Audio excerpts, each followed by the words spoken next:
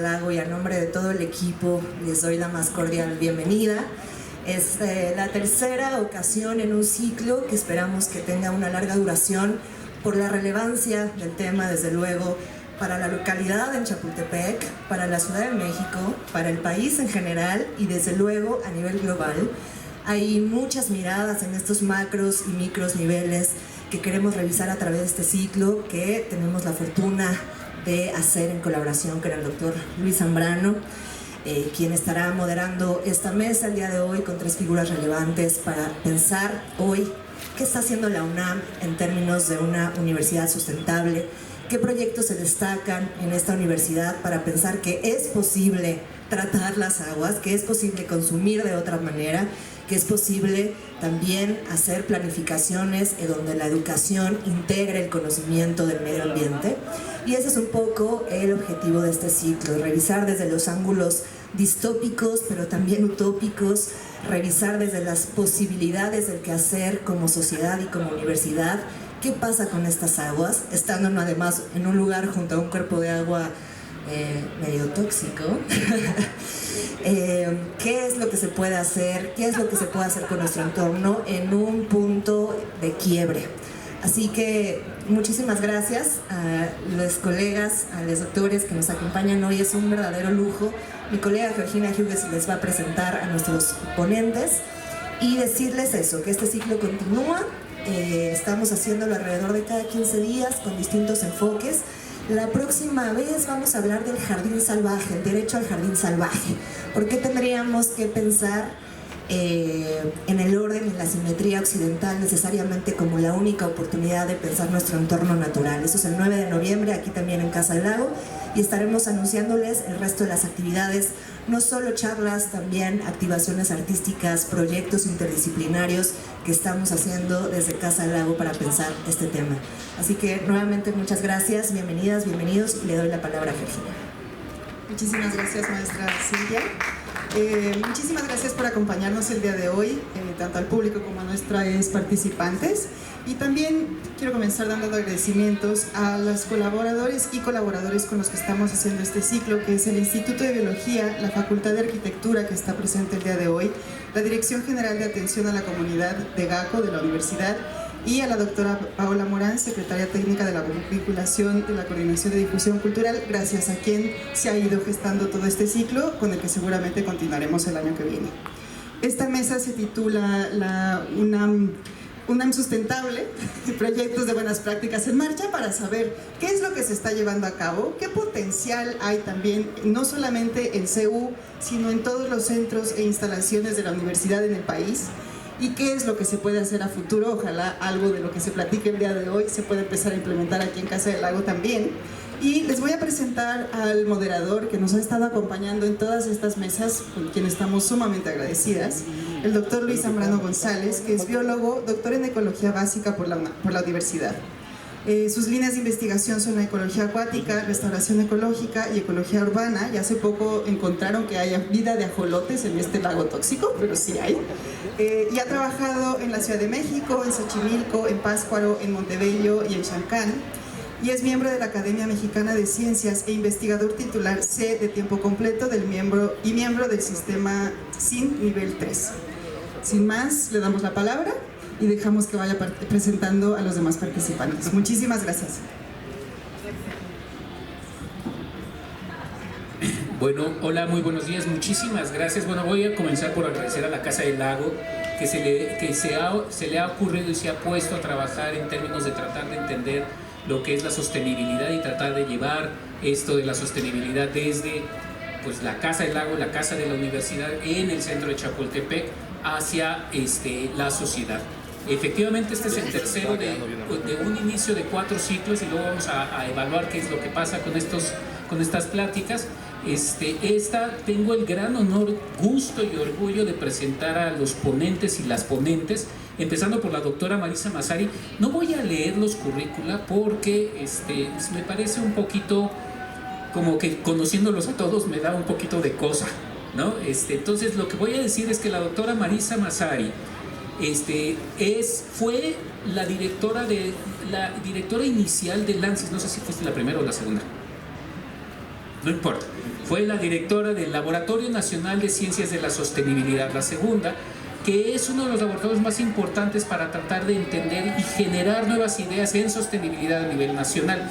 También fue la primera, y ahí sí, la primera coordinaba el posgrado en sostenibilidad, ¿no? Que entonces, para que se den una idea más o menos, la doctora Marisa Massari ha sido como punta de lanza en el entendimiento general de este nuevo gran sistema de soluciones que queremos hacer, como es la sostenibilidad, para el gran problema que tenemos en términos de cambio climático.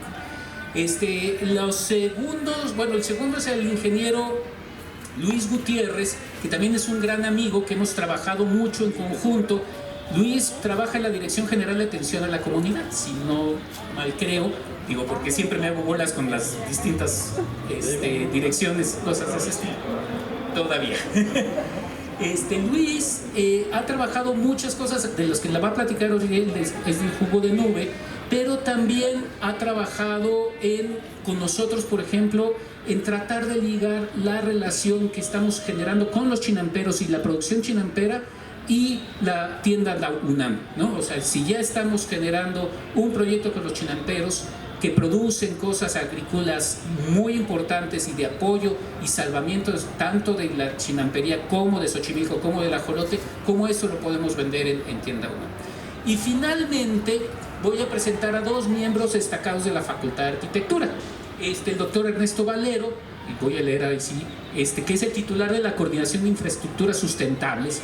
Entonces, esta segunda parte de no solo quedarnos, no, por un lado está la teoría, lo que generamos en términos teóricos, y por otro lado vamos a diseñarlo, y lo vamos a diseñar bien a partir de la teoría. Y es a lo que se dedica el doctor Valero, a tratar de aterrizar muchas de estas cosas, junto con la maestra Liliana Ángeles, que es la otra persona de la Facultad de Arquitectura que va a venir a platicar con nosotros sobre los diferentes proyectos, ¿no? Ya terminando la presentación, le doy a dar paso a la doctora Massari. Con ella empezamos. Ella nos va a platicar sobre calidad del agua y sobre infraestructura para mejorar la calidad del agua. Hola, muchas gracias por estar aquí. Gracias por la invitación a la Casa del Lago. Para mí es un orgullo estar aquí porque fue la primera escuela de biología que hubo en México y el primer instituto de biología inició en la Casa del Lago. Y yo estudié en la Facultad de Ciencias, la carrera de biología. Entonces es muy bonito el regresar a estos lugares, son los orígenes de donde empezó uno con estos temas, pues, ¿no? Y quisiera contarles qué se hace en la UNAM en cuanto esta sesión se trata un poco de plantas de tratamiento. ¿Pero por qué plantas de tratamiento? Hay que pensar en el agua como un recurso natural, como un bien común. ¿Y qué se hace dentro de la UNAM? No solo en Ciudad Universitaria, sino en diferentes instancias de la UNAM. Y hay un programa que se llama PUMAGUA, y esto es el manejo sustentable del agua dentro de Ciudad Universitaria. Empezó viendo cómo se podía zonificar Ciudad Universitaria, cómo poder usar el agua de manera más eficiente. Por ejemplo, en las facultades, en los institutos, se pusieron dispensadores y bebederos, y entonces que los estudiantes no llegaran con una botellita de agua de plástico, sino más bien que llegaran con una botella reciclable que pudieran llenar. Y también es el pensar cómo reusar el agua, y parte del agua, al menos en Ciudad Universitaria, va a dar a tanques y se reutiliza para riego. Entonces esto es como los principios más básicos de qué hacer con el agua. Pero ¿por qué requerimos plantas de tratamiento? Una cosa que yo quisiera preguntarles, ¿ustedes ven la diferencia en lo que es un agua potable y un agua residual, un agua gris y negra? Todos entendemos de qué se trata, y para esto hay plantas distintas. Hay plantas potabilizadoras que reciben un agua de primer uso y que lo que hacen es desinfectar el agua para poderla distribuir de manera segura. El agua que llega a nuestras casas está clorada. No sabemos si es potable, pero ¿está clorada? Sí. El agua, una vez que la usamos, nosotros la desechamos y le estamos modificando la calidad. Por ejemplo, el agua que ustedes ven aquí, en pleno lago de Chapultepec, ahorita comentaba con Luis Zambrano, se ve un poco verde. muchísimo menos que lo que se veía antes, porque las últimas veces que habíamos venido era un agua que parecía pintura de cómics verde, ¿no? De verdad, siempre decíamos, parece o sopa de espinaca o pintura de cómics. Siempre era el comentario, ¿viste cómo estaba el lago? ¿Se ven las algas filamentosas en la orilla, sí o no? Y ahorita le estamos viendo verde, pero bastante menos verde que en otras épocas. No sabemos si ayuda en la época de lluvias, no sabemos si hay un tratamiento de esta agua y está mejorando, pero lo que vemos es un agua que tiene nutrientes en exceso. Y entonces lo que pasa es que crecen algas y es lo que le da el color verde al agua, ¿sí? Pero así tenemos diferentes parámetros que podemos ir midiendo en el agua. Lo primero es cómo llega el agua en cuanto al color a nuestras casas, que todos la usamos, todos la vemos, todos la bebemos, todos nos bañamos con esa agua. Y el primer punto es físicamente cómo es. Tiene color, tiene olor, tiene algunas partículas, tiene sedimentos, tiene sólidos, es agua. Y después empiezan las características más químicas y entonces tenemos que pensar en el pH, si tiene o no tiene algunas sales. Hay lugares de la República donde el agua es mucho más dura, por ejemplo el sureste es una zona kárstica y lo que tiene es carbonato de calcio, por lo tanto el agua tiene mucho calcio y queda el pelo como acartonado cuando uno se baña.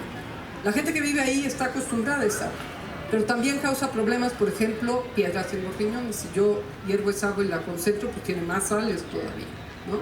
Entonces hay características del agua como son características físicas, químicas, biológicas, que puede ser las algas, que es lo que le da esta coloración verde o verde azulosa, y puede haber bacterias, que es lo que generalmente decimos, y esta agua es segura, y pensamos, ¿tendrá o no tendrá algún bicho? Esos bichos, hay indicadores para esos bichos que son las coliformes totales, fecales, enterococos, que son bacterias indicadoras de cuál es la calidad del agua. Es lo que nos causa una diarrea en pocos días, en pocas horas. Nosotros tomamos un agua medio contaminada y al rato tenemos diarrea, ¿no? Pero hay elementos que se van concentrando en esa, y puede ser, por ejemplo, elementos como hay en las zonas donde hay minería. Lo que pasa es que hay muchos metales, por eso están las zonas mineras y la extracción minera ahí, porque los suelos, las rocas de esos lugares, los acuíferos de esos lugares, lo que tienen son metales. Y hay metales que son dañinos para la salud, como son plomo, mercurio, arsénico, que de las películas todos entendemos que arsénico es con lo que matan a algunas personas, ¿no? Entonces, hay algunos elementos que pueden estar en el agua en concentraciones muy bajas y no hay daño, nos ayudan a nuestro metabolismo, al metabolismo de los diferentes animales. El regar no pasa nada, ayuda porque son nutrientes, pero hay elementos ajenos totalmente a estos sistemas. Por ejemplo, compuestos que nosotros producimos, que nosotros generamos como humanos, es, por ejemplo, las gasolinas o los solventes industriales. Y las concentraciones de estos compuestos en agua nos pueden causar efectos a más largo plazo. Hay efectos inmediatos, agudos, como es una diarrea, o hay efectos crónicos, como puede ser, por ejemplo, lo que producen los metales, o lo que produce, por ejemplo, un solvente industrial, que puede dañar, por ejemplo, hígado, riñón, sistema nervioso. Entonces, estamos hablando de diferentes elementos, y para esto son las plantas de tratamiento. Para tratar de, si lo que tengo en el agua es materia orgánica, ¿cómo degrado la materia orgánica más rápido? Y de esas plantas de tratamiento, por ejemplo, aquí en la Ciudad de México, la primera planta de tratamiento se construyó en Chapultepec y sigue funcionando. Está en la lateral del periférico antes de llegar a lo que era la feria. Allí está la primera planta de tratamiento de aguas residuales de la Ciudad de México. Esas plantas de tratamiento inicialmente estaban diseñadas de manera que lo que hacían era degradar la materia orgánica. Éramos menos personas, había menos actividad industrial y lo que se hacía era degradar esa materia orgánica. Entonces son plantas de tratamiento, digamos, con unos sistemas muy sencillos. Sistemas comunes en México es una cosa que se llama lodos activados, que es una planta que dice, esa es la planta tratadora, que son unos lodos, que el activado es porque tienen bichos que degradan más rápido la materia orgánica, ¿no? Pero hay otras plantas que son distintas, que son unas lagunas de oxidación, pero entonces requiere un área muy grande para tratar esta agua. Hay sistemas mucho más modernos que ya no son solo aerobios, sino ya hay sistemas de tratamiento anaerobios. Entonces, así como les describí la calidad del agua, así son las plantas de tratamiento.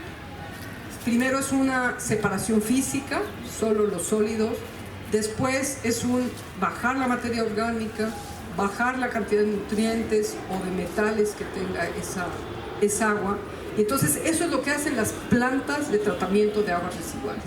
Diferentes que las potabilizadoras, porque la potabilizadora es una planta a la que llega un agua de primer uso, la desinfecto y la distribuyo. Es mucho más limpia, obviamente, y la planta de tratamiento de aguas residuales para aguas grises, aguas negras, aguas industriales, para reusarlas.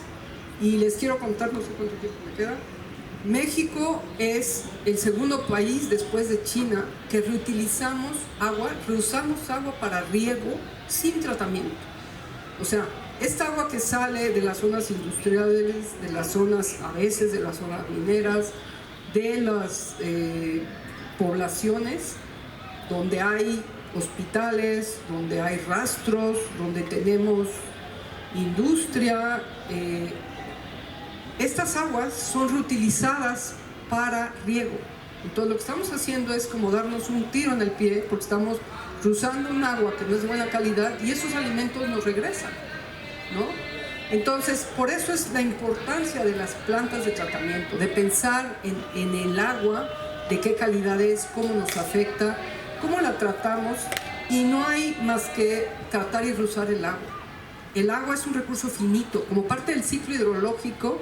Ustedes lo ven y pensarían que es un recurso, les voy a pedir que levanten la mano los que piensen que es un recurso renovable, como parte del ciclo del agua. Renovable. Pues sí, como muy tímidamente veo como 3, 4 manos nada más. Y los que piensan, Luis dijo que sí. Y los que piensan que es un recurso no renovable, ¿nadie?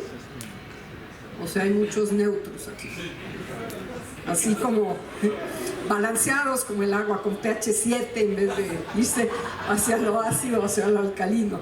Bueno, les quiero decir que como parte del ciclo hidrológico en general, sí es un recurso renovable, pero la tasa a la cual lo estamos usando lo hemos tornado un recurso no renovable. Un recurso que estamos usando de una manera muy acelerada, muy rápida, y no permitimos que, por ejemplo, las montañas de alrededor de esta ciudad permitan que el agua se infiltre, vaya a dar a los acuíferos de donde se extrae el agua, que es la fuente de provisión de agua del 70% para esta ciudad, por ejemplo, ¿no? Entonces, el punto es hasta dónde es realmente un recurso renovable y hasta dónde ya nosotros, a la velocidad, a la tasa a la cual lo estamos usando, se ha vuelto un recurso no renovable. Y una limitante para este recurso es justo la calidad del agua. La calidad del agua, que tenemos que pensar que yo desecho agua de mi casa, a las señoras que están aquí que lavamos, que ponemos una lavadora, estamos usando detergentes y estamos soltando fósforo, que es lo que produce ese color verde. Ese color verde viene, por ejemplo, en los detergentes. Pensar en soluciones muy simples. Necesito echarle tanto detergente o tanto jabón líquido, o puedo lavar con menos. O bien puedo regar con un agua que usé para desinfectar una lechuga, por ejemplo.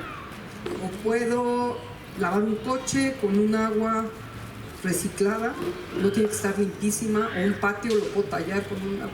Tenemos que empezar a pensar en alternativas, aunque sea a muy pequeña escala, pero que nosotros podamos hacer. Y ejemplo de esto van a ser los proyectos de los cuales nos van a hablar, que se hacen dentro de la UNAM. Entonces, si hay una entidad de la UNAM que hace esto de monitorear el agua, que es Pumagua, y no solo lo hace dentro de Ciudad Universitaria, sino que lo hace en entidades en Morelia, en diferentes entidades en Hermosillo, en las estaciones de biología de la UNAM que hay en la costa de Jalisco, hay estaciones de ciencias del mar, por ejemplo, bueno, en los Tuxtlas y en Jalisco, en Veracruz y en Jalisco, y también hay estaciones de ciencias del mar. Entonces se está tratando de reusar el agua y de monitorear el agua y saber de qué calidad es y en qué condiciones estamos dentro del agua. Sí quiero confesarles que la UNAM, Ciudad Universitaria, tiene una planta de tratamiento de aguas residuales que manejaba el Instituto de Ingeniería. Hace algunos años se instaló un sistema, un biofiltro maravilloso alemán, precioso cuando empezó a funcionar, que ahora no funciona. Y yo sí creo que esto es un reflejo de lo que pasa en todo el país. Las plantas de tratamiento de aguas residuales del país realmente operan a menos del 50%. Requerimos un mantenimiento en las plantas de tratamiento, requerimos que el agua realmente se pueda usar de manera segura, y lo que está pasando en Ciudad Universitaria es un aprendizaje, porque era una tecnología de punta maravillosa alemana, en vez de seguir con nuestra planta de tratamiento, en la cual los investigadores del Instituto de Ingeniería aplicaban tecnologías como más caseras, ¿no? Y esto es una de las cosas que tenemos que volver a echar a andar, ¿no? Porque era un ejemplo de qué se podía hacer a pequeña escala y un ejemplo de cómo podemos usar el agua para regar. Y creo que con esto lo veo. Muchas gracias a la doctora Massari.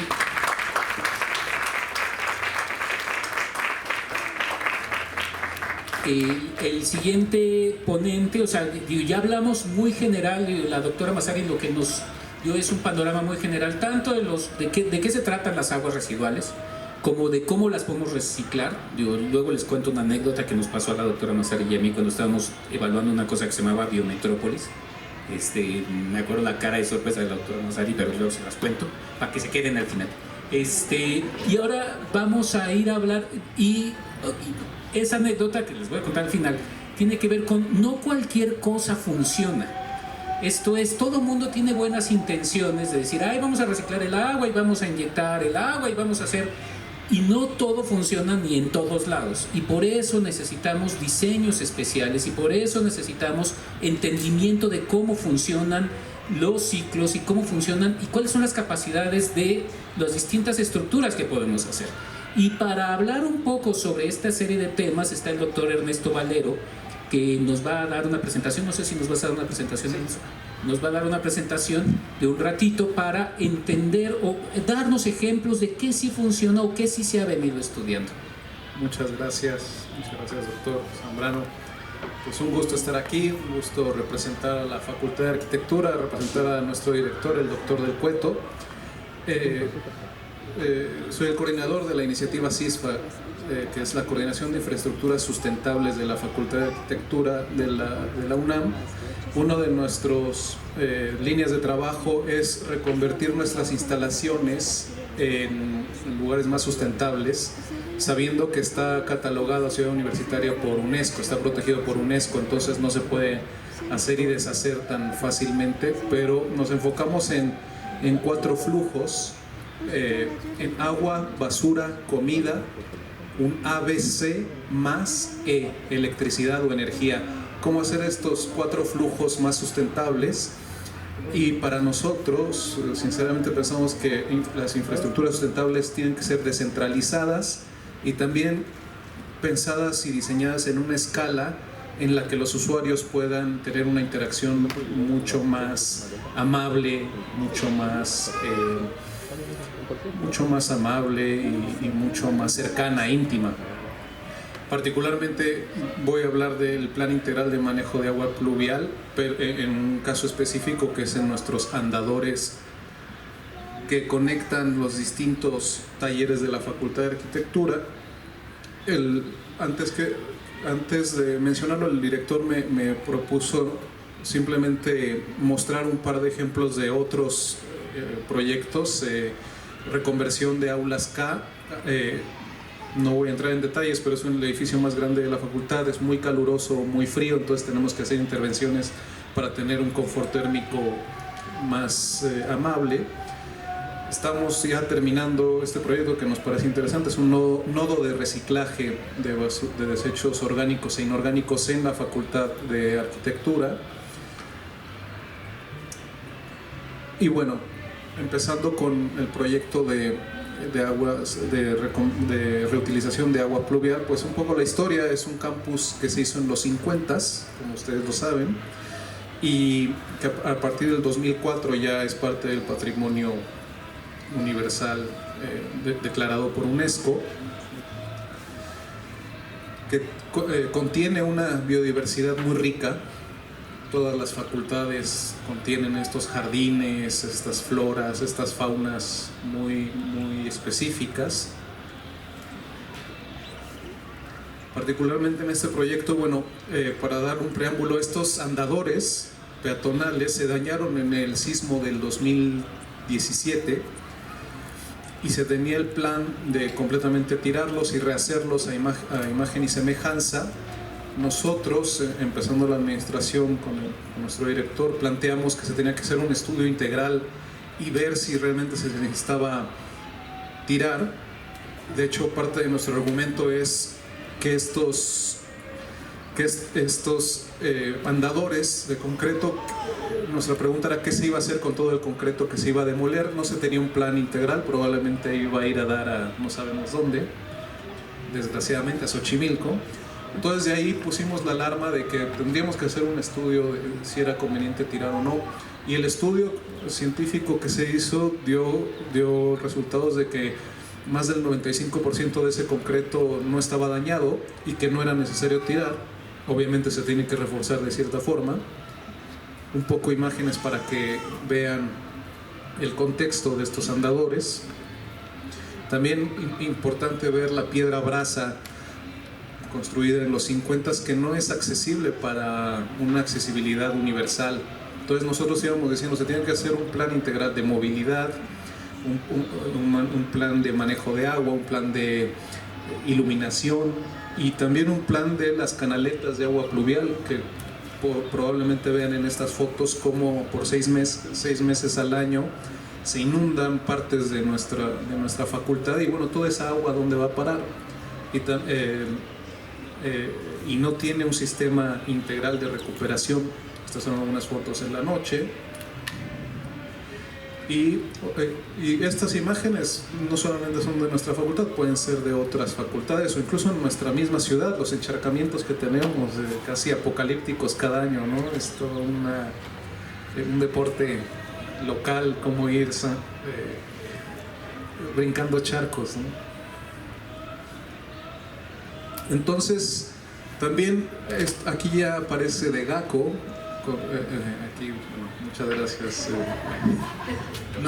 Nos hicieron un diagnóstico amablemente el año pasado, en donde nos dan una serie de recomendaciones muy específicas. Es un documento amplio, más de 50 páginas, pero parte de sus recomendaciones para la facultad era instalar un sistema de captación pluvial, dar preferencia al riego con agua no potable, implementar un sistema de tratamiento y reciclaje de aguas residuales e instalar 14 bebederos extra de agua.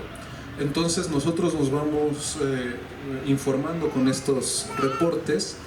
También está la COUS, que es la Coordinación para la Sustentabilidad, bueno, en donde con la nueva administración se hace un documento para la resiliencia y la sustentabilidad, y pueden ver aquí una serie de objetivos y de líneas base. Parte de ello el mantenimiento y renovación de planta de tratamiento de aguas residuales.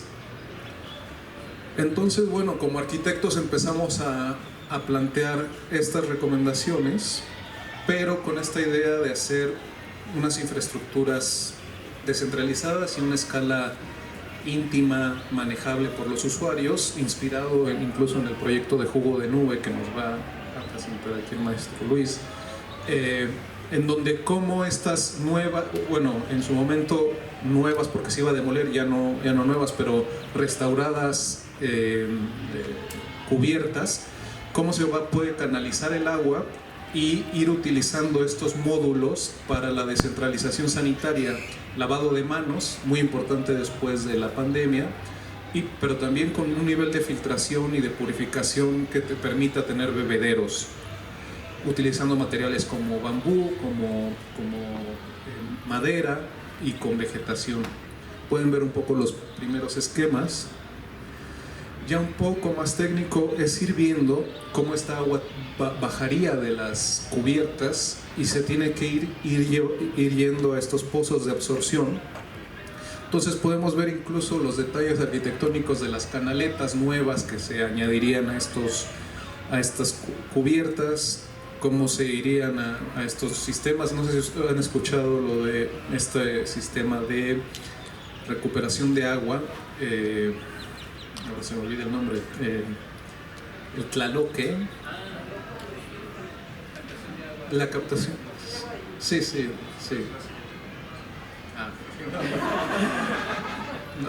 Nos podemos complementar, pero bueno, tratamos de hacer incluso estos diagramas de forma muy entendible, no técnicos, no dibujos arquitectónicos, sino tratar incluso de ir imaginando, como pueden ver ahí, atmósferas más ecológicas.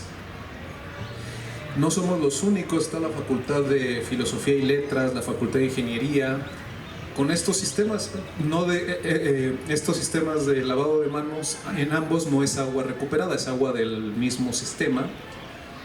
Nosotros como arquitectos o con esta idea de descentralización de las infraestructuras, pensamos, bueno, si ya lo están haciendo otras facultades, nosotros podemos crear nuestro propio prototipo, arquitectónicamente un poco más pensado, con materiales un poco más atractivos, pero también vinculados integralmente a nuestras facultades. Pero entonces no somos los únicos que pensamos en este sistema. ¿De tiempo más o menos? Bueno, pues ya vámonos, digamos, a la parte un poco más técnica, es ir pensando, ok, tendríamos que meter estos pozos de absorción, que sería interesante plantear cuál es la escala apropiada para cada facultad y no tener un gran sistema de reciclamiento de aguas. Habrá que verlo. Pensar que esta agua se podría ir a un gran almacenamiento o cada facultad ir teniendo almacenamientos, no lo sé todavía, lo podremos pensar en la discusión. A esto nos referimos con infraestructuras sustentables en forma más técnica. Esto es un detalle de una sección en donde cómo las canaletas eventualmente irían a este nivel de filtración con grava y con otros materiales, y cómo tendríamos que separar las canaletas de agua pluvial también de las de voz y datos, que hoy por hoy pasa voz y datos por las canaletas de agua. De hecho no sé cómo funciona eso, ni cómo seguimos teniendo internet cuando todo el agua va por ahí. Pero bueno, incluso este tipo de canaletas son especiales. No sé si ustedes han estado en el paso peatonal de Madero. No sé si, bueno, creo que todos lo conocemos. En medio está una ranura donde baja todo el agua. Nunca se inunda, está muy bien pensado ese Madero. Entonces va y llega a una canaleta parecida a la que está en el dibujo, que lleva todo el agua pluvial. Pero bueno, eso es más para arquitectos, digamos, estos detalles arquitectónicos, pero es un poco llevar la idea a la parte técnica. Ya para acabar, es un proyecto integral en donde incluso planteamos cosas de movilidad, un replanteamiento de los pavimentos que no sean tan agresivos para los peatones, un recinto mucho más amable, algunas plataformas para personas con silla de ruedas o con dificultad para caminar. Y bueno, parte de nuestro trabajo es ir creando atmósferas y propuestas de cómo podemos hacer proyectos integrales y a escala muy pequeña de manera más sustentable. Pues muchas gracias.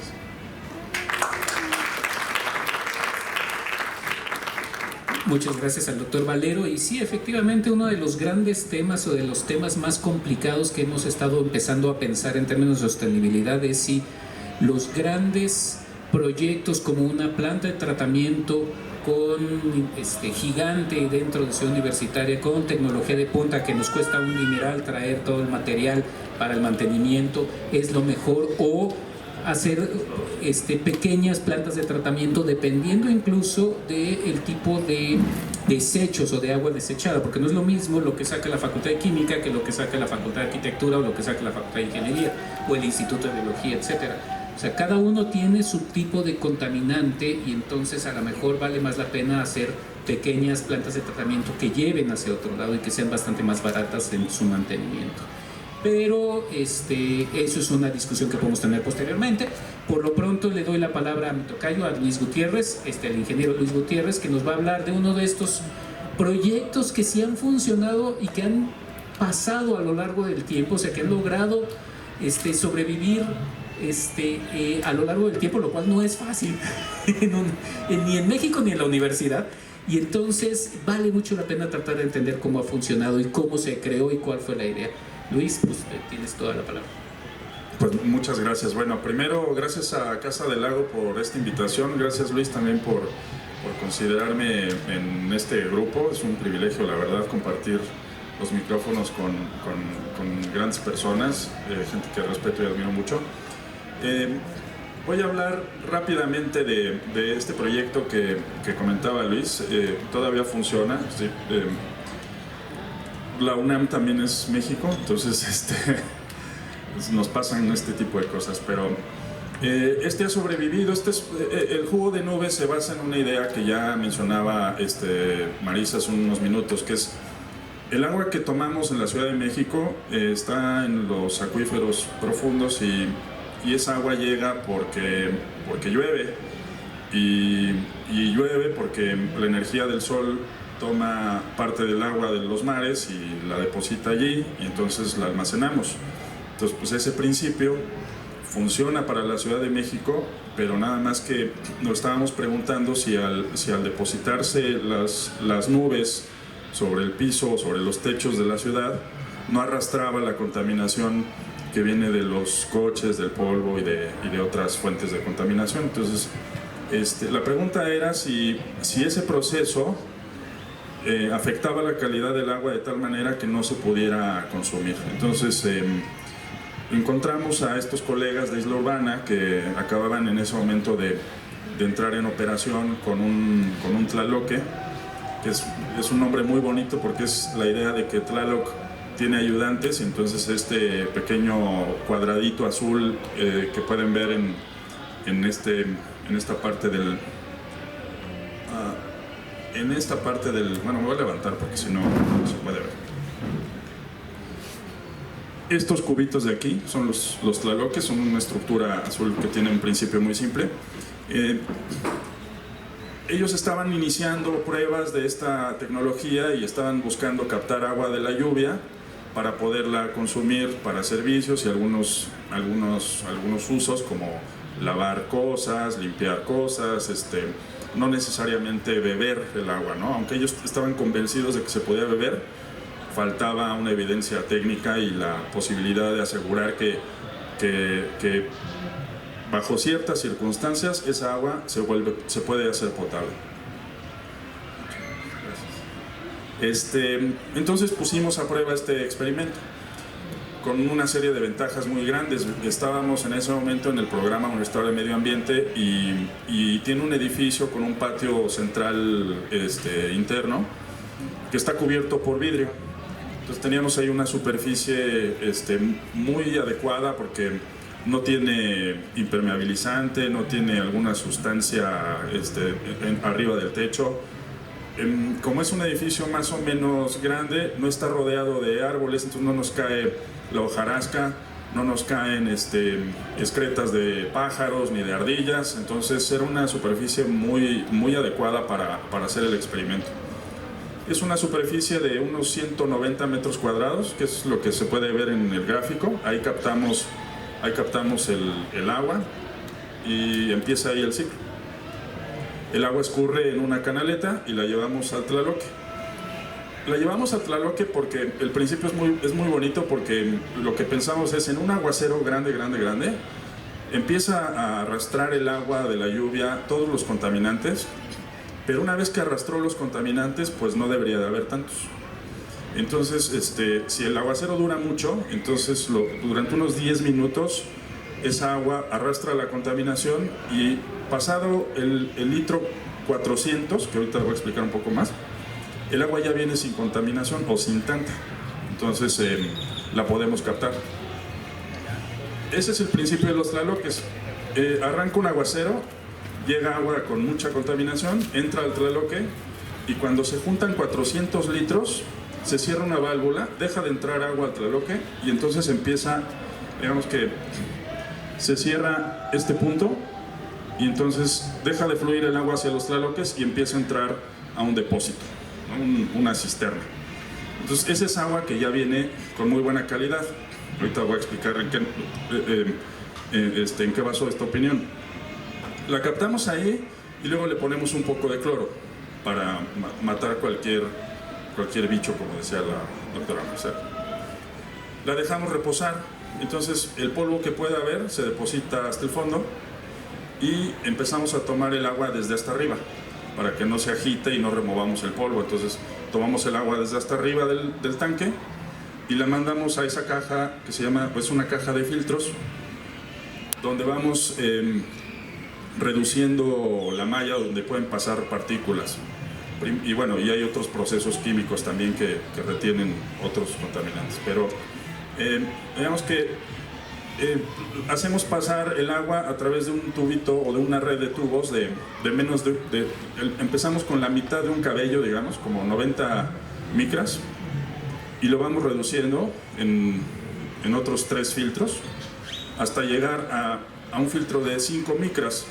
Entonces se vuelve un proceso, es como agarrar una coladera y dejar pasar las primeras cosas y luego cerrar la malla, entonces pasan cada vez menos cosas a través de los filtros.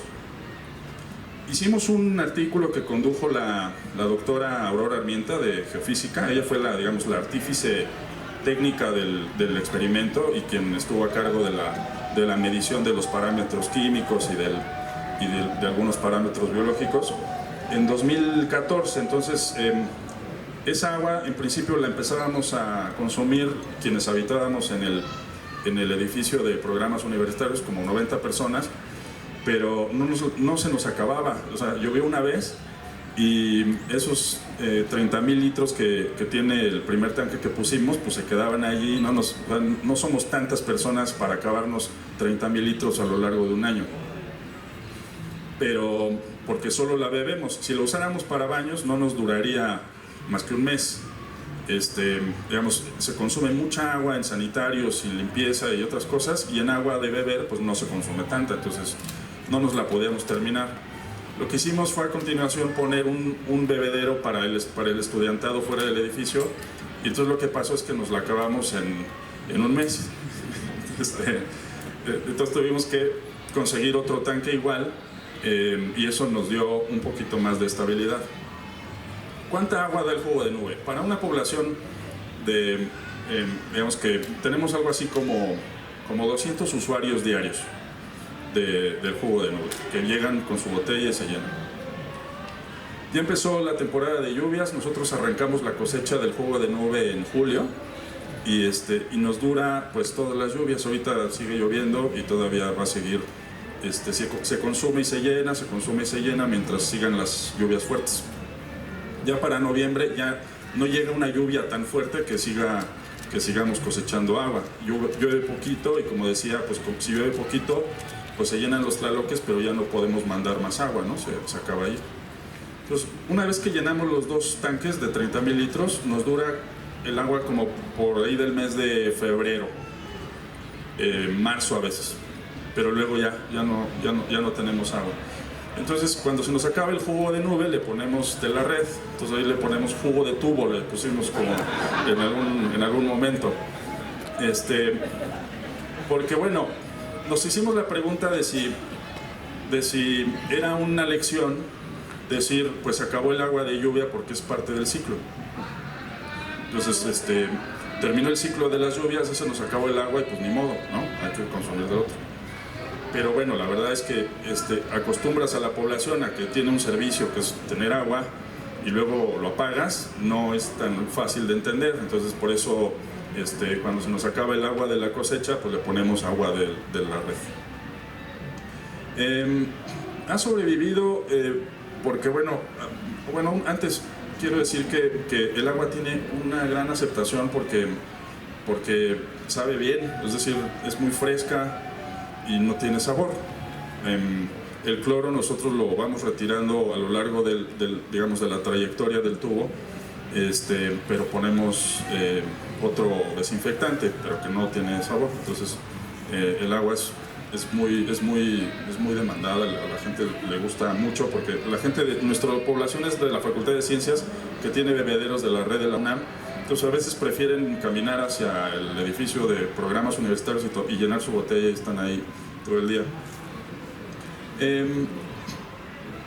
Pues lo que decían Marisa y Luis tiene toda la razón. Sobrevive porque persistimos en que sobreviva.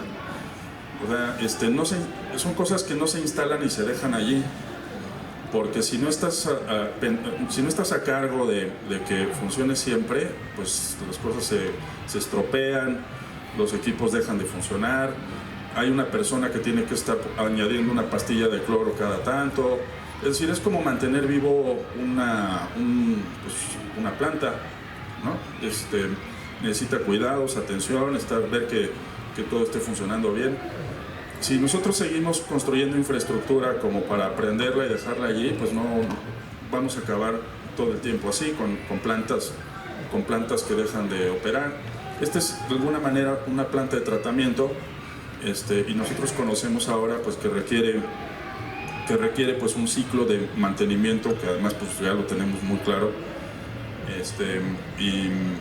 y bueno, pues es un privilegio verlo todavía, ver que la Ciudad de México, digamos, con seguridad puede llevar esta tecnología a 10,000 familias de la Ciudad de México, y que puede ser un modelo que yo creo que se puede replicar para hospitales, para escuelas, para otros equipamientos urbanos, para la Casa del Lago tal vez.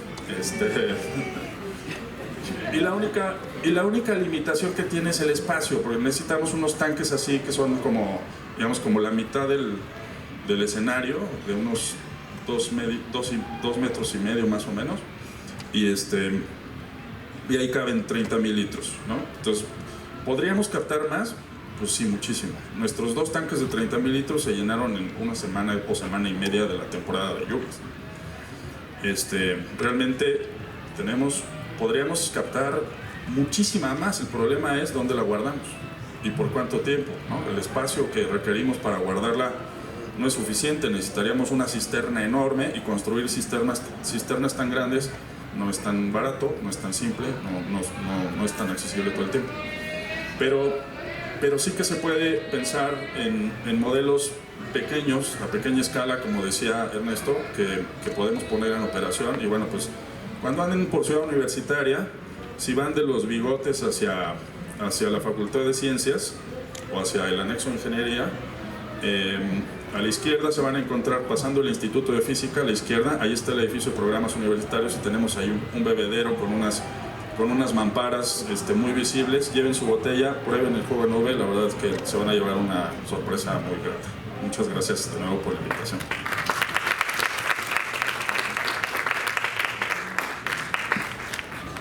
Bueno, pues muchas gracias al ingeniero Gutiérrez. Digo, sí, efectivamente, uno de los factores, yo tengo mi Tlaloc en mi casa, déjenme confesarles, sí funciona bastante bien, nada más que sí necesita uno todo este proceso de planta de tratamiento en chiquitito que tiene uno que tener en su casa, porque si sale nada más así directo, pues está lleno de sedimentos, con todo y que no arrastra tanto, sí arrastra. Entonces uno tiene que tener una serie de procesos que sí son muy importantes seguirlos, porque si no uno está tomando o está utilizando agua pues que no es, que puede enfermar a las personas. Entonces este tipo de tecnologías ya se ve que pueden ser útiles y ya se ve que pueden funcionar incluso dentro de la Ciudad Universitaria o dentro de la UNAM. También podría ser aquí en la Casa del Lago. De hecho, creo que así empezó esta serie de ciclos, con ustedes preguntándonos así como ¿se puede poner? Y yo pues sí se puede poner. Habrá que hablar con Isla Urbana, pero también habrá que hablar con la de GACU y con la Facultad de Arquitectura para poder hacer algún tipo de cosas de ese estilo. Iniciemos una conversación, si quieren, con los ponentes. Yo podría empezar diciendo, bueno, sí, pero ¿qué tan suficiente es? ¿No? Y si quieren, suelto esa pregunta de decir, Sí, o sea, y digo, aprovechando que tenemos un ingeniero ambiental aquí que le encantan los números a los ingenieros, sí, pero ¿verdaderamente hace diferencia o no? ¿Y qué tanto más bien es como un placebo el hacer este tipo de cosas?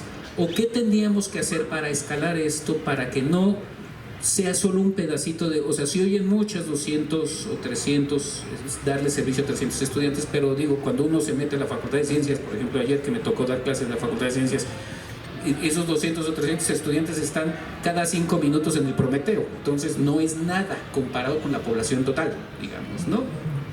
¿Qué tendríamos que hacer o qué podríamos hacer para poder escalar este tipo de cosas y que, por ejemplo, la UNAM, CEU o la Casa del Lago o las distintas dependencias universitarias a lo largo del país podamos ser, si no autosostenibles, bastante más eficientes en la utilización del agua? Yo creo que con eso empiezo a preguntarles en los que quieran contestar y luego abrimos al público para que los que tengan dudas pues puedan platicar acá con los expertos. Bueno, sí,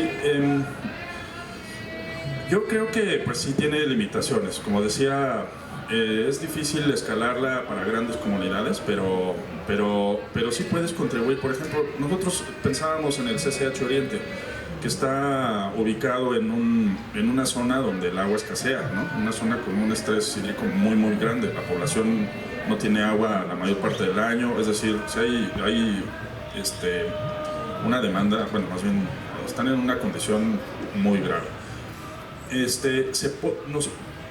Cuando lo estimamos, creíamos que ellos tienen una superficie en una especie de bodega que es propicia, tiene un recubrimiento de una lámina metálica que se puede pintar muy bien, y tienen una cisterna. Entonces ese proyecto es muy viable y les podíamos dar agua a esa población que es como de 5,000 personas más o menos. Les podíamos dar agua para consumo humano por unos 3 o 4 meses. Pues que es un tercio del año, ¿no? O puede incluso ser un poquito más, pero no alcanza el agua para todo el año porque necesitaríamos una cisterna del doble, o sea, 3 cisternas como las que tienen, ¿no? Que es una cisterna grande. Entonces, pero bueno, creo que sí se puede contribuir de alguna manera a mitigar algunos de los efectos. Creo que no resuelve el problema definitivamente. La solución pues tiene que ser de otra escala, tiene que ser de escala ciudad. Pero bueno, creo que tiene efectos educativos y efectos de mitigación de problemas que están muy a la mano. Para dar continuidad a esto, yo acabo de estar hace 3 semanas en una comunidad en Iztapalapa donde tienen una velaria similar a esto, un poco más grande, y lo que tienen son la canaleta que recibe el agua de esta área. Todos tenemos techos en nuestras casas y podríamos tener esto que es una canaleta, una bajada de agua. El problema siempre es dónde la almaceno, ¿no? En la Ciudad de México, el gobierno de la ciudad puso en el sur de la ciudad varios sistemas, se llaman SCAL, Sistema de Captación de Agua de Lluvia, y puso varios sistemas en el sur de la ciudad. Había una adaptación a esto, sobre todo en la zona de la Jusco, donde en lluvia se utiliza para captar agua de lluvia y en seca se usa como un sistema de almacenamiento. Pero aquí el secreto es darle mantenimiento antes de que empiecen las lluvias, el limpiar los techos, el limpiar las canaletas, el que la loque o el filtro que se tenga funcione. Entonces implica sí dedicarle tiempo, no es que funcione por arte, así, por obra y gracia del Espíritu Santo, no funciona. Simple y sencillamente es ser conscientes de que son tecnologías accesibles para nosotros. Si los pobladores de la Jusco lo pueden operar, lo podemos operar cualquiera, ¿no? Ellos viven una escasez de agua que los hace volverse muy eficientes de utilizar estos sistemas. Pero son cosas que podemos empezar a hacer, el captar agua de lluvia, el reutilizarla. El problema es que cuando llueve, pues nos va a llover al día siguiente, al día siguiente y al día siguiente. ¿Y dónde almaceno el agua? ¿Qué es lo que está pasando en la ciudad? Pero es una manera, obviamente, de reusar el agua de manera muy eficiente. Gracias. Yo definitivamente empujo porque, o sea, mi respuesta sería sí. Y voy a hablar desde mi rol como arquitecto, pero también como un ciudadano que trata de empujar proyectos más sustentables. Hay un libro que se llama Lo pequeño es hermoso, ha sido es de Ernest Schumacher, escrito en los 70s, y está traducido a todos los idiomas desde el área de economía. Pero parte de ese argumento central es que los grandes proyectos, tanto de economía o de infraestructuras, proyectos urbanos, a gran escala, a cierta escala empiezan a deshumanizar su rol de servicio, por más que sean muy eficientes, empiezan a ser incluso invisibles al ojo humano, a las sociedades, y empieza a haber una desconexión entre sociedad y infraestructuras en este caso. Entonces parte del argumento es ir encontrando escalas apropiables, accesibles a comunidades y siempre ir a lo local. Me ha influenciado mucho, no solo a mí, a muchas personas, y por eso es mi empuje a decir que las infraestructuras sustentables tienen que ser descentralizadas y pensar en la escala. Por ejemplo, en este proyecto exitoso, y como arquitecto yo diría, parte de su visibilidad diaria. En el caso de Jugo de Nube, bueno, están los pósters y la comunicación de que existen esos elementos, es importante. A mí me gustaría ir más allá y que sea parte del paisaje urbano, del paisaje arquitectónico. Al decir un tanque, no nada más es poner un tanque, se puede hacer un jardín al lado de ese tanque, se puede poner bambú, se puede hacer un foro.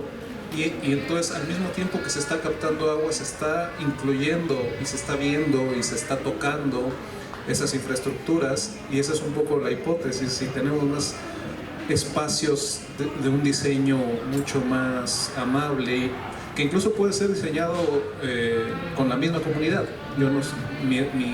Mi área de diseño no está tan enfocado en el diseño comunitario, pero hay muchos que sí, y creo que es muy válido decir, bueno, en tal comunidad de tantas personas o en tal delegación, pero no nada más en Iztapalapa, que sería una delegación de 1 millón o más de personas, sino sectores. ¿Qué tanto decirle, bueno, este sector va a tener este gran tanque, pero es parte de este parque, es parte de esta comunidad, es parte de este teatro? Entonces es ir imaginando espacios, atmósferas, que creo que la hipótesis es de que van a ser mucho más accesibles a las mujeres, hombres, niños, niñas, ancianos. Pues muchas gracias por esta primera intervención. Nos quedan 20 minutos de plática, o sea, nos tenemos 20 minutos más, y la última vez se me había olvidado que te podía preguntar al público, entonces nos echamos un choro todos y se me había olvidado. Entonces ahora ya no se me olvida y le paso la palabra a toda aquella persona que quisiera preguntar, hacer un pequeño comentario. Yo lo único que pido es que sea breve la pregunta o breve el comentario, para que puedan contestar. El costo de este proyecto, por ejemplo, a gran escala, ¿en cuánto? En pequeña escala como la de su casa, ¿cuánto sale? Bueno, requirió no demasiado. Construir un firme de unos 3 metros de diámetro más o menos. Es un piso de una base de concreto. Y luego pusimos una bolsa, es una bolsa de plástico en realidad, muy gruesa, pero es una bolsa que contenemos con una malla electrosoldada, como una malla, con una retícula. Todos las hemos visto en algún lugar, ¿no? Una malla como de 10 centímetros de sección cada cuadrito, ¿no? Entonces eso la contiene. Los tubos de PVC. Tiene una particularidad, que tiene un hidroneumático, que es una cosa que, digamos, que tiene la tubería del tanque a la salida, ¿no? Entonces siempre está llena, pero entonces cuando uno aprieta el botón y sale el agua, se vacía un poco. Entonces el hidroneumático detecta que se está vaciando y la vuelve a llenar. Entonces tiene una bomba que tiene ese efecto. Esa bomba tampoco es tan costosa, debe costar unos 10,000 pesos.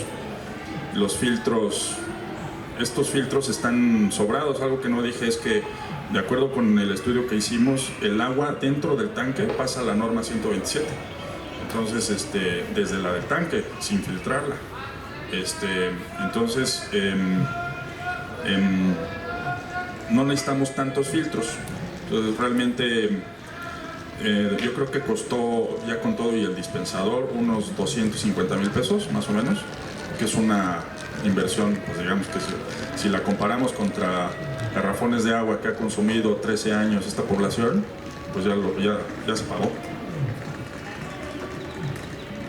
La norma 127 es la de la Secretaría de Salud, que tiene que ver con agua para uso y consumo humanos. Es la que aplica en todo el país y del agua que nosotros podemos beber de manera segura. Y digo, si la pregunta también va dirigida, porque eso es como a nivel industrial, digamos, bueno, a nivel de muchos estudiantes. Cuando uno lo pone en su casa depende mucho de la casa. O sea, por ejemplo, la que yo puse, lo que más me costó fue que tuvimos que poner una cisterna y entonces había que hacer, o sea, todo lo que dijo Luis ahorita de la construcción de la cisterna, que esa está arriba, yo tuve que ponerla abajo porque no tengo espacio y entonces eso cuesta mucho dinero.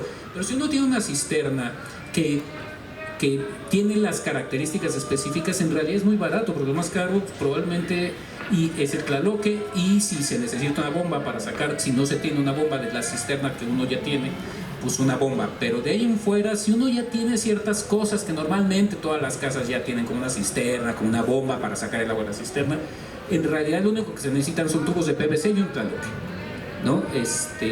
Si no tiene una cisterna, pues entonces ya empieza a crecer el costo.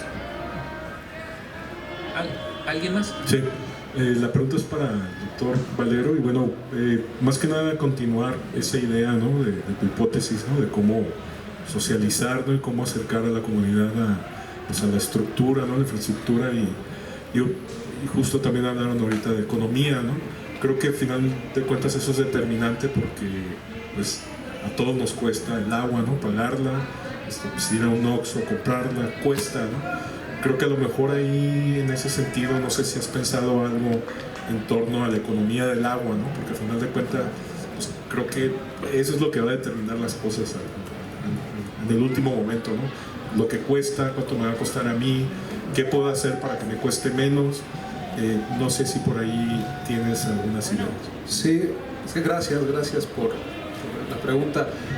También hay un término que sí nos ha marcado mucho cuando hablamos de agua, sobre todo en Ciudad de México, pero en muchas otras, y es un apartheid hídrico. El apartheid es esta segregación racial en Sudáfrica y en otros países, pero vamos a llamarlo segregación hídrica. Entonces, incluso hay estudios que vivir en Polanco, el agua, tu consumo te sale más barato que vivir en Iztapalapa, pero en zonas de Iztapalapa muy segregadas. Entonces, las personas con menos recursos pagan más por el agua. Entonces, eso es como una especie de inversión, paradoja, de decir, bueno, los que tienen acceso a unas infraestructuras muy consolidadas, al fin y al cabo, les va a salir más barato que personas que están en lugares donde incluso tienen que ir por tandeo, por el agua.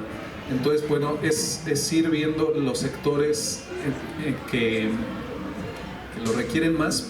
Yo ahí tengo una crítica, me acuerdo de algún proyecto, no sé quién lo llevó, de ir mostrando estos captadores de agua en un parque cerca de Polanco, y es interesante, mucha gente iba, veía la estructura, pero yo decía, bueno, ¿por qué aquí no, donde realmente estas tecnologías son importantes? Entonces es mucho saber en dónde se implementan en términos urbanos, y definitivamente el costo-beneficio y no tanto, bueno, obviamente es muy importante ver el valor económico, monetario de estas infraestructuras, pero hacer un estudio de muchas variables, de qué tanto esos proyectos se pueden pagar a 5, 10 años, 15, que probablemente en un análisis económico no sean tan atractivos. Normalmente los análisis económicos, si el retorno no es en 4 o 5 años, ya no es tan atractivo, pero decir, bueno, si son 15 años, tampoco es descabellado pensar a largo plazo. Yo creo que también tenemos que pensar en tiempo, no nada más en 5, 10, incluso en 15, 20, 30 años, ¿no? En cuanto a la economía del agua, yo quisiera mencionar, por ejemplo, una botella de agua cuesta 1000 veces más que lo que esto costaría llegando por el sistema de distribución. Entonces, cuando nos dicen vamos a subir el costo del agua, yo estaría dispuesta a pagar un agua de buena calidad, que llegue a mi casa y no tenga que ir por una botella que además libera orgánicos, esta botella si le da el sol, que tengo que cargar, pero que cuesta 1000 veces más que lo que me llega a mi casa. Esa parte como que la ignoramos, y somos de los países que consumen más agua embotellada por esta inseguridad en cuanto a la calidad del agua que llega a los domicilios. Otro punto es hasta dónde llega la red de distribución de agua en esta ciudad que está rodeada de montañas. No es que no quieran llevarle agua a algunas de estas comunidades, sino que simple y sencillamente por la altitud no se puede bombear ya el agua. Estamos en una zona plana, aquí estamos en una zona, no por el lago Chapultepec, en una zona del lago, pero tenemos montañas de todo alrededor. Esto es una cuenca que era cerrada originalmente y el agua fluía de las montañas hacia la parte lacustre, hacia la zona lacustre. Y lo que tenemos también es que la ciudad sigue creciendo hacia los alrededores, que la infraestructura no da para bombearles agua, ¿no? En cuanto a la accesibilidad de este tipo de sistemas, por ejemplo, una alumna mía trabajó en la Sierra Huirárica, en la Sierra Huichol, en Jalisco, y a las comunidades que tenían que ir las mujeres y los niños por agua caminando 2 horas, les pusieron este tipo de tanques. Y les dura el agua, que dice uno, ¿cómo le hacen? Son magos verdaderamente, cómo utilizan eficientemente el agua de tanques de este tipo. Y sí, efectivamente las tasas de retorno son importantísimas, sí. Digo, yo hice un cálculo de cuánto me había costado todo, ahorita no me acuerdo exactamente cuánto me había costado todo, cuánto me cuesta mantener los filtros y el cloro y todas esas cosas, limpiar las cisternas, todo eso, comparado con lo que yo gasto de agua, nada que ver. O sea, obviamente el costo es infinitamente mayor teniendo todo pero tiene que ver un poco con visión de corto, mediano y largo plazo. Tenemos 10 minutos más, entonces la gente que quiera hacer preguntas, allá atrás y luego allá. ¿Sí? Buenas tardes, mi nombre es Osvaldo. La verdad es que es un tema muy interesante y me surgen muchos temas a la mente. Quisiera hacer miles de preguntas, pero bueno, vamos a optimizar el tiempo. En primera, me gustaría conocer su opinión. ¿Qué tan viable ven, por ejemplo, la implementación de este tipo de sistemas a nivel macro, por ejemplo, en una presa? 2, en efecto, creo que nosotros como ciudadanos en lo individual podemos utilizar este tipo de sistemas a nivel individual, a nivel en casas particulares, y creo que eso sería idóneo, ¿no? Y 3, una última, ¿qué opinión tienen con respecto a que los gobiernos, ya sea a nivel federal, estatal o municipal, pueden implementar este tipo de tecnologías como una política pública para beneficio social? Lo que vamos a hacer, yo creo que para eficientizar los 10 minutos vamos a hacer la segunda pregunta y entonces cada uno de ustedes tenga una última ronda de contestación y con esto cerramos. Gracias por la presentación, muy interesante. Sería muy bueno también ver cómo dialogan los diferentes institutos, ¿no? y organismos entre sí para reproducir estas buenas prácticas, porque me parece muy interesante lo que hacen desde arquitectura, pero me tocó estar en un diluvio en el instituto, en el IMAX, y bueno, pues estaban inundando las máquinas y la gente ahí estaba haciendo labores físicas muy fuertes para evitar una catástrofe.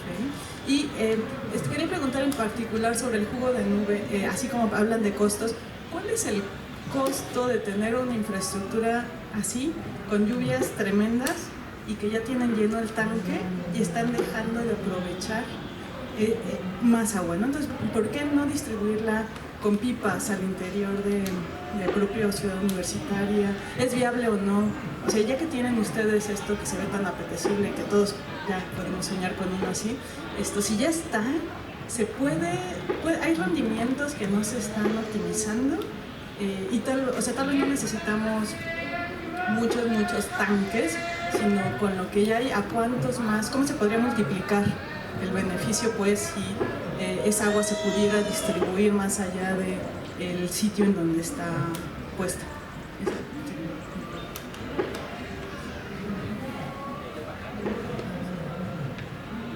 Bueno,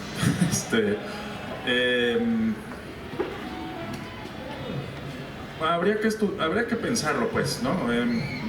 No se me ocurre de bote pronto. Es que, bueno, la demanda de agua no es tan continua, y también la podríamos tal vez llevar un tanque y moverlo. Habría que calcular cuánta energía se requiere para llenar un tanque y llevarlo, llenar otro tanque y llevarlo cada vez. A lo mejor eso es factible. Tiene algunos retos técnicos, como pues, tener un tanque que se pueda mover ahí a la mano, conectarlo, captarlo, llevarlo, descargarlo luego de alguna forma, o tenerlo ahí parado un rato. Creo que hay algunas preguntas de balances digamos, de flujos y de costos de energía que habría que hacer. No estoy muy seguro, pero si pudiéramos captar más, ¿perdón? Sí, carros tanque me refiero, sí, pipas, sí. Insisto, pues es la misma cuestión. A nosotros nos gustaría tener más captación, pero bueno, es que no hay espacio, ¿no? O es muy caro, digamos, enterrar una cisterna en el Pedregal por la pura excavación. O sea, nada más por hacer el hoyo es carísimo. Entonces, se vuelve muy difícil. Yo no lo veo como un derroche de recursos, porque, bueno, pues la naturaleza también un poco funciona así, ¿no? Entonces, puedes captar una parte y otra no la puedes aprovechar, pues no se me ocurre si existe la posibilidad de llevar esa agua a otros depósitos de manera eficiente. Tal vez sea posible. Habría que extender tuberías a otros lados a lo mejor, o encontrar otra cisterna y poderla conducir, quizás, ¿no? Pero yo creo que si regresamos al principio de que se capte en cada edificio, pues como que creo que sería más útil, ¿no? Si cada edificio tiene su propio sistema, creo que sería más fácil de resolver que llevarlo a otros lados. Pues con la primera y la segunda pregunta, tal vez conectarlas. Tal vez un paréntesis. Probablemente hoy los ejemplos que estamos usando es para las características geográficas y climatológicas del Valle de México, pero tenemos lugares como Sonora, sobre todo Chihuahua, o como Acapulco, con ese contraste de los desastres naturales que generan pues estos huracanes, o la falta de agua en lugares áridos como en el noroeste de México. Es ir pensando en cada contexto la escala. Otra vez el asunto de escala. Usted comentaba sobre qué tanto en estos vasos reguladores hacer grandes captadores. Definitivamente es posible en las condiciones climatológicas del Valle de México. En otros lugares puede ser que no, pero también yo creo que tenemos que ir cambiando nuestra filosofía de lo que es suficiente, o de suficiencia. Y si estos proyectos permiten el autoabastecimiento por 2-3 meses, pues suena poco, pero tenemos que ir entendiendo esa necesidad de ir quitando margen de ¿cómo se puede decir? Margen de participación a las grandes infraestructuras, a las infraestructuras macro. Y si este tipo de proyectos en un análisis nos dice que 5% del consumo se va a reducir, pues para mí sería un éxito rotundo. No necesitamos ir a decir 50%, 70%, 100%. Tenemos nosotros que ir bajando también las expectativas de lo suficiente. Y por último, en términos de ir haciendo más grande este tipo de proyectos, bueno, yo empezaré diciendo, si este proyecto ya se tienen datos muy claros de metros cuadrados, costos, personas beneficiadas, ¿qué requerimos para incrementar eso 10%? si se requiere X número de dinero, X número de filtros, qué tanto es posible, y se da el siguiente paso, si es exitoso, ir increciendo, digamos, con una expectativa otra vez a 20, 30, 50 años y no tan inmediata. Con eso me quedaría. Acá preguntaban por las presas y si esto se relaciona con las presas. Las presas en sí ya son sistemas de captación de agua y generalmente se usan para abastecimiento público, pero generalmente se usan para riego o para generación de energía eléctrica. Pero ya es en sí un sistema para captar agua. Por ejemplo, los ríos se fragmentan, se cortan, el flujo del río se corta cuando se pone una presa y entonces se forma un lago. Y ahí se utiliza, por ejemplo, para energía eléctrica, que son los sistemas como, por ejemplo, en el sureste del país, que tenemos varias presas en uno de los grandes ríos a lo largo del Grijalva, tenemos 4 presas que generan energía eléctrica. Entonces, son sistemas distintos y de diferente escala. Esto es a pequeña escala, las presas son a mucho mayor escala. En cuanto a las políticas públicas que preguntaban allá atrás, la UNAM ha generado esto que se llaman agendas ambientales. Hace 6 años generamos la Agenda Ambiental 2018. Está el resumen y está la agenda completa, donde se tratan temas no solo de agua, de bosques, de biodiversidad, de minería, de energía. Y esto está disponible en la página del SUSMAI, del Seminario Universitario de Sociedad, Medio Ambiente e Instituciones, que fue quien sacó esta primera agenda. Y ahora hicimos la segunda agenda socioambiental 2024. Esto tiene como las bases de lo que nosotros consideramos que debían ser los temas prioritarios para la nueva administración. A la presentación de esta nos llamó mucho la atención y a la UNAM fue la actual secretaria de Medio Ambiente, la doctora Alicia Bárcenas, y fue la encargada de Power, Mariana Boy, y escucharon de los propios universitarios hacia dónde consideramos que van las cosas. Si les interesan estos temas ambientales, estas agendas están disponibles en la página de SUSMAI, susmai.unam.mx, están disponibles.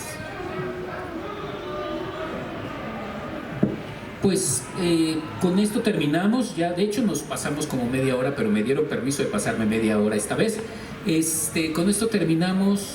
Les quiero agradecer a las y los ponentes, su participación. Ha sido un gusto, como siempre, estas pláticas siempre son un gusto y por eso me gusta estar aquí platicando con todos ustedes. Me gustó más que fuera aquí afuera, la verdad es que aunque haya un poquito de frío es bastante más abierto y la gente medio escucha aunque sea un ratito, etcétera.